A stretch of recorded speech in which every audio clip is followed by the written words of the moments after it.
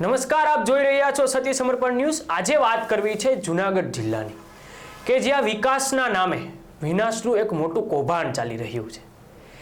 એક જાગૃત નાગરિક દ્વારા રાજ્યના મુખ્યમંત્રી, ગૃહમંત્રી અને પુરવઠા વિભાગને પત્ર લખી અને જૂનાગઢ પંથકમાં ચાલતા ગેરકાયદેસર બાયોડીઝલના કાળા બજારનો પર્દાફાશ કર્યો છે। જૂનાગઢના શહેર તેમજ ગ્રામ્ય વિસ્તાર રોડ પર અને ગોડાઉનમાં રાત દિવસ ઝેરી કેમિકલ યુક્ત ઈંધણ બનાવવામાં આવી રહ્યું છે।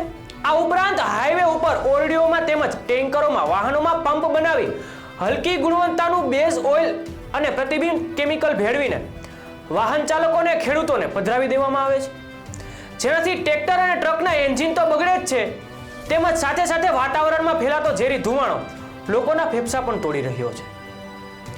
આ ફરિયાદ સાથે અરજદારે કેટલાય ફોટા પણ જોડ્યા છે, જે સ્પષ્ટ કરે છે કે કઈ રીતે ગેરકાયદેસર વેપલા ચાલે છે।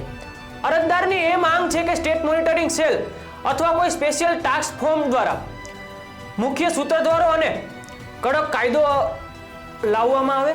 અને હવે સવાલ એ થાય છે કે શું જૂનાગઢનું વહીવટ તંત્ર આ ગેરકાયદેસર હાટડાઓ પર કાર્યવાહી કરશે કે શું કલેક્ટર અને એસપી સાહેબ આ ગંભીર ફરિયાદની નોંધ લેશે?